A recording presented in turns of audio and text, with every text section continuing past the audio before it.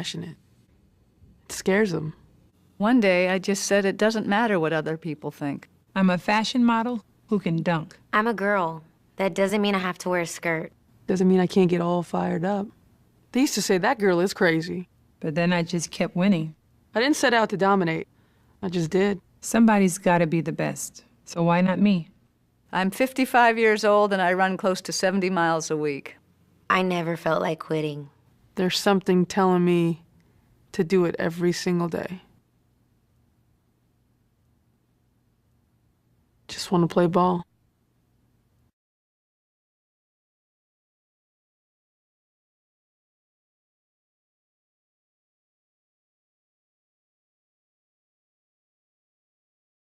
Back in 2016, the first debate started when the United States women's national soccer team announced their public fight for equal pay. While playing national soccer games as a woman can make you between $3,600 and $4,950, the men make between $6,250 and $17,625. If they make it to the World Cup roster, the women make 44% of what the men make at $30,000, while the men make $68,750. Even with winning a whole lot more games than the men have, including 4 Olympic gold medals since 1996, and making more money for the United States Soccer Federation than the men, they still get paid less. The United States national soccer team has made the United States Federation $16 million this year, while the men have only made $2 million for the Federation. This next clip from All Access Hollywood is with soccer star Alex Morgan.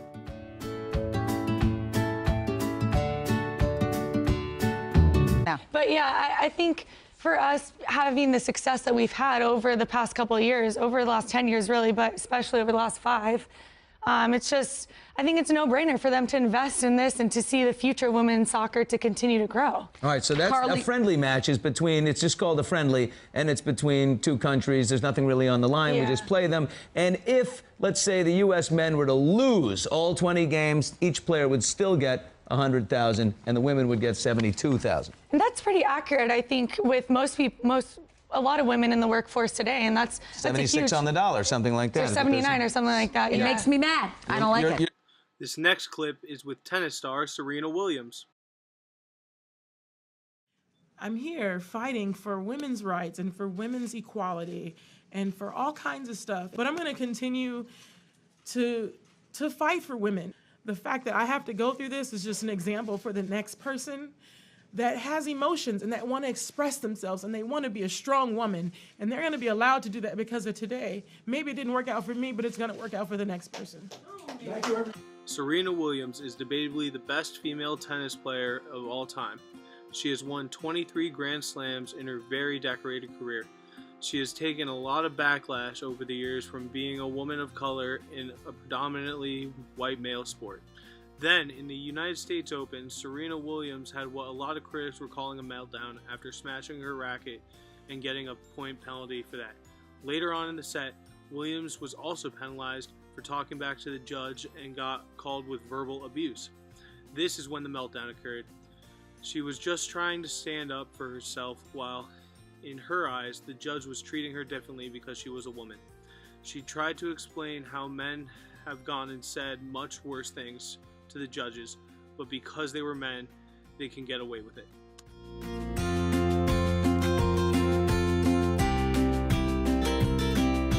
know how many other men do things that are, I don't think they do much worse than that. This is not fair. There's a lot of men out here that have said a lot of things, and because they're men, that doesn't happen to them. Answer my question! The question, jerk!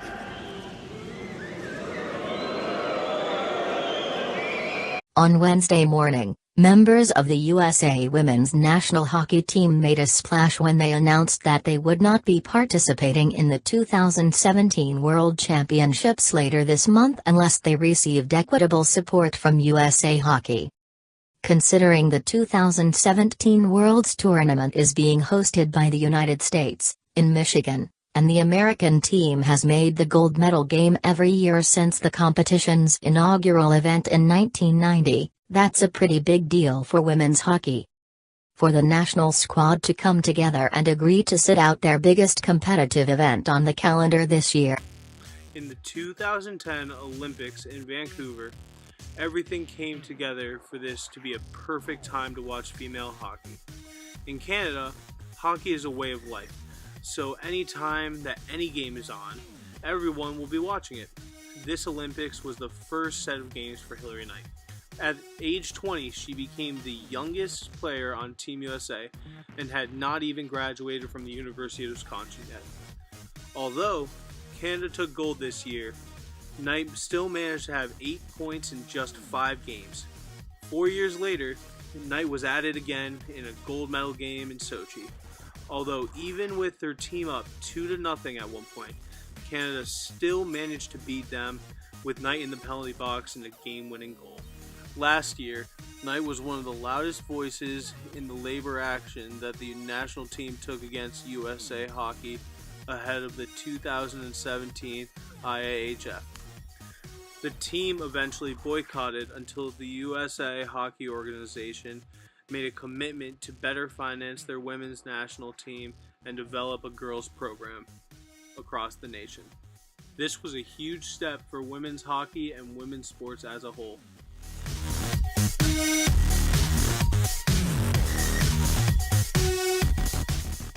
This last clip that I'm going to show you is a voiceover of Hilary Knight talking about the push that the team made to fight for equal rights in sports.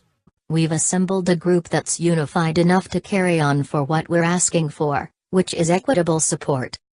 We tried to negotiate this out for the last 14 months and USA Hockey didn't take us seriously. Recently, especially, we haven't made any progress in our negotiations, so we're putting our foot down.